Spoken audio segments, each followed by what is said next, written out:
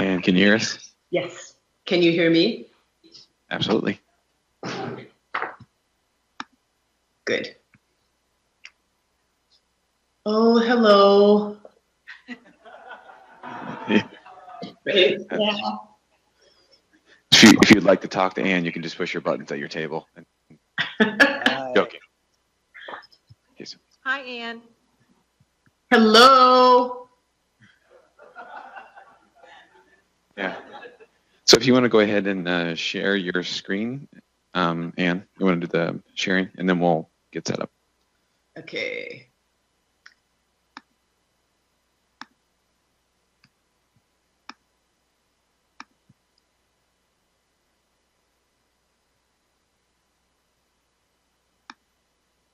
Whoops. You ready to go? Yes, I believe we are. Okay. So like all of you, I want to thank Justin and Scott for this conference. And I need to give really special thanks to Justin for all his patience in the last couple of days, fielding all of my phone calls about too many botched flights. I'm really sorry not to be there, but I am there.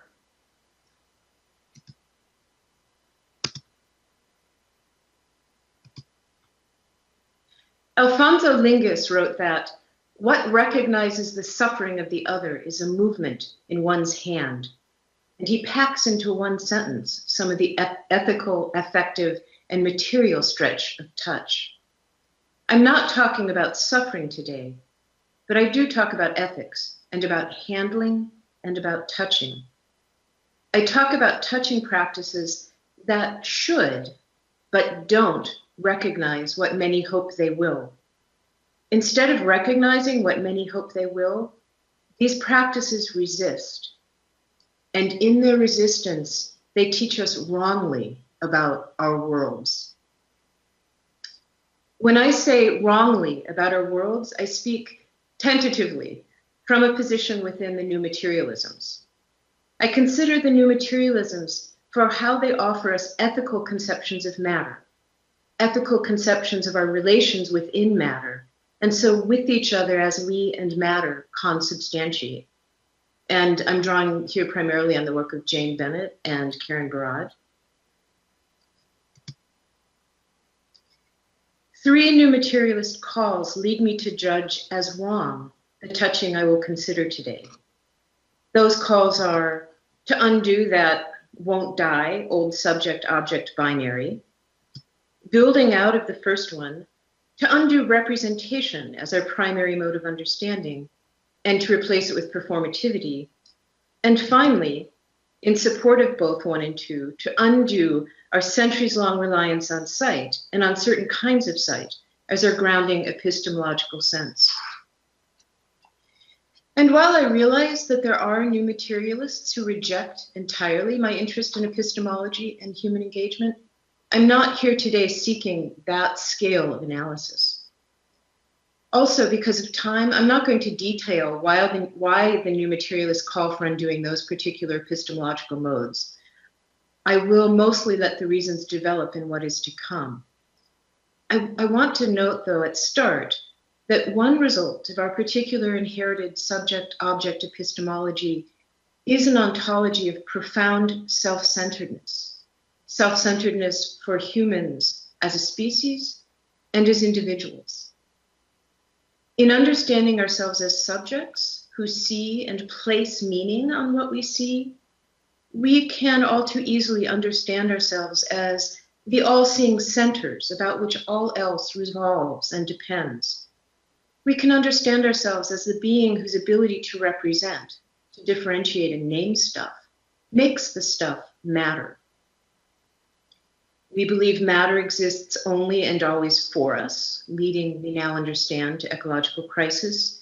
And we believe that if, for example, we are white, we too need to be the center of any public attention. Hence, for example, the White Lives Matter too hashtag. Our sight tends to linger on the surfaces of skin color or gender difference. We do not feel ourselves into the ongoing consubstantiation, always at work, composing phenomena.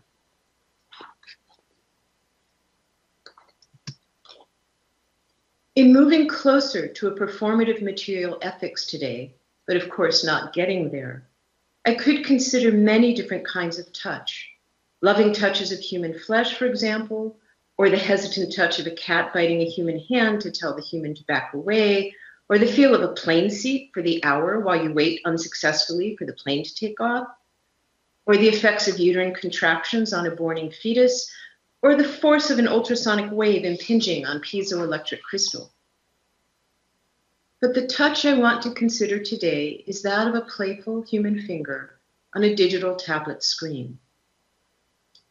Though such interfaces seem to remind us of the possibilities of touch and object agency, I propose that such interfaces reify and so reteach us again and again and again and again our sense of ourselves as subjects controlling objects that wait for us to give them meaning and any possible agency. The game being played on screen right now is called Petting Zoo, Animal Animations, and the game has way more animations than you're going to see in the time that I have. Those of you with small children... Anne, can you give us a second? Sorry. Sure. It stopped feeding for on end. I'm sorry, what? Sorry, the feed stopped on our end, just a second. Okay. Full screen. Can you stop sharing your screen and then try again and select the entire screen? Yeah. Okay, hold on a second. It's a digital conference, right? We're okay with this. Right?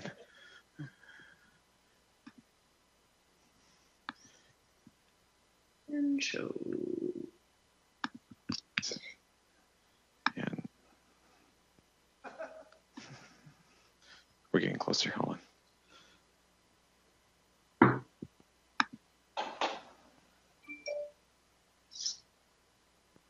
And then do the presenter or the slideshow.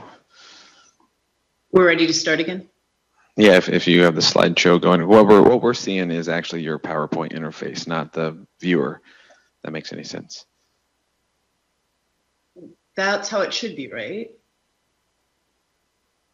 Actually, why don't you click through a couple slides and we'll make sure it works. Oh, but then I give up my punchline. Is it showing here? Can you go back to like slide 2? Sure.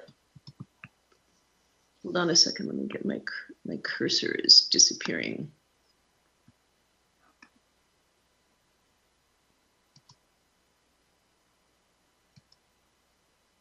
Are those showing? No, it's frozen on us. You know, it worked perfectly fine when we tested this 30 minutes ago, right? So, all right, well, if there's something, why don't you start it again with the game you're on, and then we'll see if that plays, and then we can, there, it switched that time. Okay. Maybe I'm overloading our network. Yeah. Is that playing? No. Okay, so imagine a finger, you know these games. Yeah. There's, hold on a second, and I will go to the slide. So a finger moving around something on screen, right? So those of you who have small children know how repetitively a child will play with a game like this. How many times a child will click the fish to make it eat itself, or make the giraffe lick the screen. And I once played a game with my nephew, and he was about 4, where he could click to drop plates onto the floor and have them break. And I counted 84 times that he clicked and made them break, and he giggled every single effing time. And how many times do we all play Angry Birds? So I mention this repetition in this game because, of course, it is not only through language that we learn how and who we are and the worlds within which we flicker. Our interactions are always rhetorical, always impinging. And so I will be considering how the relations of touch established by the software, relations between matter and humans learning to act as humans and as matter, are not what they should be. That is, if we take as a project to undo the subject-object divide, and as part of that project, we work to undo representation as a central way of knowing, and undo sight as the prime epistemological sense, then this software fails on all accounts.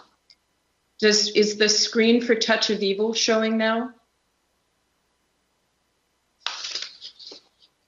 No, the slides have just frozen on us. You're perfectly fine, but the slides aren't coming through on our end anymore. So.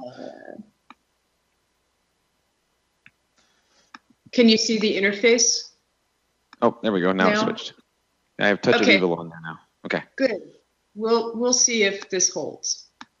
Okay. All right.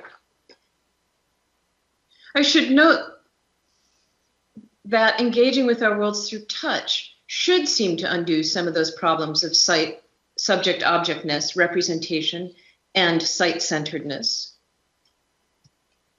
I don't have time here for a detailed unweave of how touch has been historically, philosophically, culturally, or physiologically considered.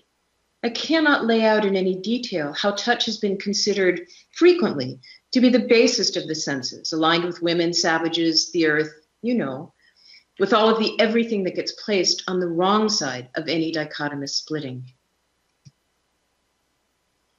I don't have time for that detail.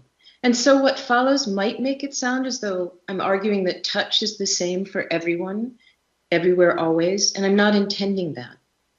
But I am working with recent understandings of touch in order to think through an undoing and then a redoing through touch of subject-object binaries and problems of representational and cited epistemologies. First, obviously and immediately, touch can brush us away from sight.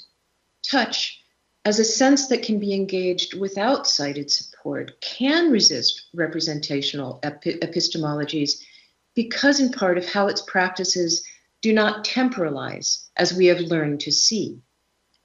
How we now use our sight suggests to us the possibility of grasping objects as though they were whole, passive, and to quote Ingold, static objects of disinterested contemplation, as in museums and galleries.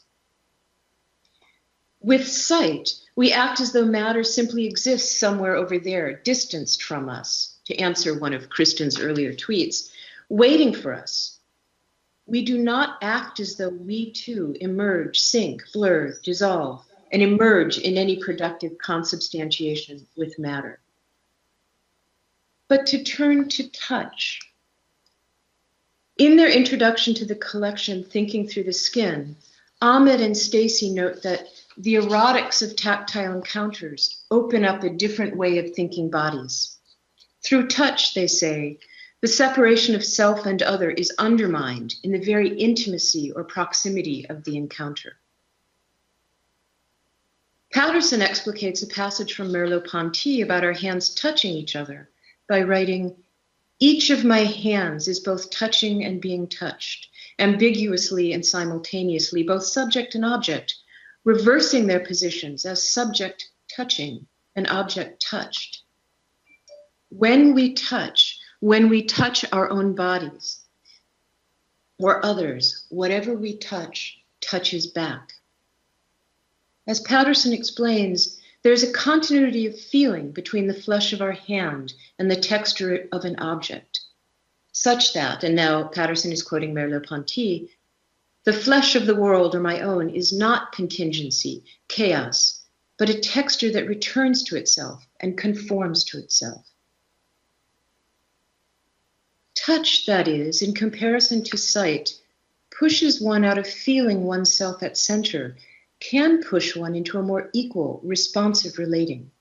In touch, as with affect, two or more entities are becoming something else together.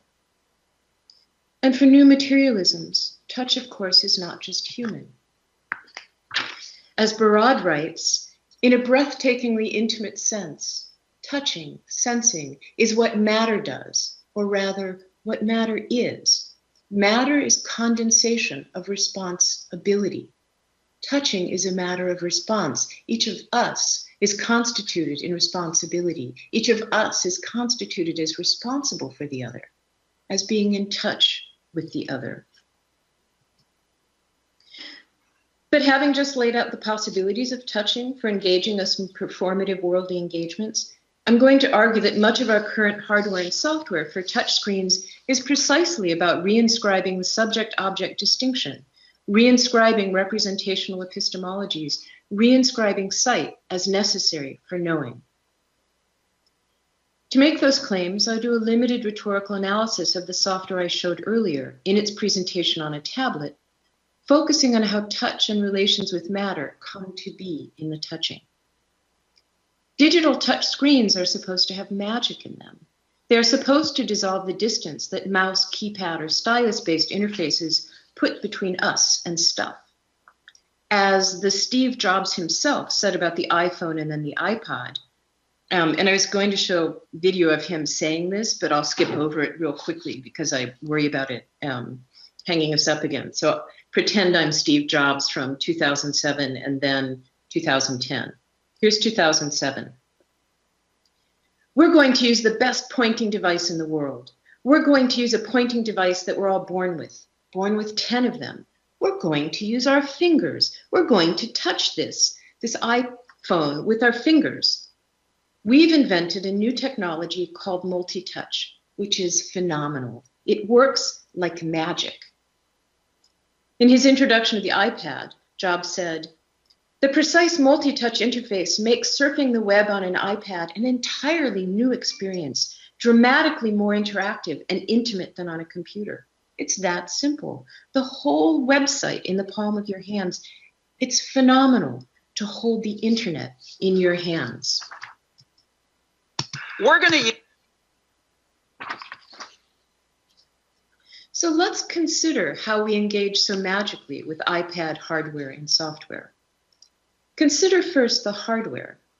First, the design of the tablet engages and so designs a single discrete human. There's no blurring.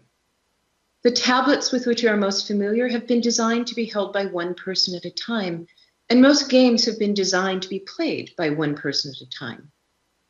Tablets cannot yet differentiate among different hands or fingers, and so existing games for more than one player have to be shaped so that each player controls some specific territory of the screen. In our interactions with them, tablets differentiate humans into individuals who can play as ready or pre-made subjects, and then tablets play with such subjects. 2, tablet interfaces ask for our fingers only, and only the tips of our fingers. And so a very reduced sense of touch is requested. And for epistemologies about bodies and power, we know well already some of the implications of believing our powers can be concentrated into a finger. And like that painting that I hope you can see, the embarrassing to use Michelangelo of God and Adam, the limited touch asked of us on this tablet is all about understanding power through a sighted moment. Tablet touch is not possible without sight, as you know if you try to use one without your eyes. This limited fingerprint touch thus embeds us in representation because of its embeddedness in sight. This sort of touch is not about seeking to be touched back, but about seeking to touch discrete objects that we identify by sight. And so we are embedded once again in questions of the screen, of the gaze, of how sight objectifies and genders and races what we see. 3, the sort of touch asked by this tablet does not ask to be touched back. The discrete objects beyond or under the screen cannot touch back. What touches back is the hard, slick, glassy surface to give no physical feedback to our fingertips. The screen's responses are instead focused inward to the device. This is not a haptic device in the sense of possible force field, pressure, or vibrational haptic responses, as with the new Apple Watch, whose most ingenious feature, according to Farhad Manjoo of the New York Times, is its taptic engine, which alerts you to different digital notifications by silently tapping out one of several distinct patterns on your wrist, but which tap sends you to look at your screen for your notifications. Instead, the tablet's touch screen's haptics have been designed to be, as experienced by the human subject, as unresponsive to touch as possible, so that the surface can disappear and the illusion of life on some other side of the screen can appear for our eyes. Now, consider the petting zoo software as an example. And now is when I want to talk about puppets. I want to talk about animations as puppets and puppets as animations, with the same implications for toys, golems, automata, simulacra, robots, androids, and cyborgs. I want to talk about puppets because puppets, material stuff that we animate, live precisely at the joint of the material and the human. And so to talk about them and to experience them is to precisely hover amid the tensions animating my presentation today. Consider some different takes on puppets. Consider Kenneth Gross in his book, Puppet, An Uncanny Life. He says, the English-born Israeli poet and playwright Dennis Silk liked to imagine what he called a thing theater in which ordinary objects assumed their rightful place. It would be a theater in which things were allowed to be present in all their tremendous impersonal energy. Here it is not just a matter of playful transformation, but also a shift of vision, by which one could take stock of a power already implicit in the objects, revealing a mysterious soul or spirit life too often hidden by our ordinary ideas of use and hierarchies of purpose. That's Gross. And with that definition of puppet, we get a sense of matter with its own existence and agency prior to the puppeteer's touch. But on the other hand, puppets can also be understood and used as flat representational objects. Stephen Kaplan, for example, asks, what is the puppet's nature? Clearly, he says, a puppet is a signifying figure for the stage, as is an actor. But, unlike actors, puppets are objects, defined as material images of humans, animals, or spirits that are created, displayed, or manipulated. These material images reflect an iconicity between a material object, a sign vehicle, and the animate being for which it stands.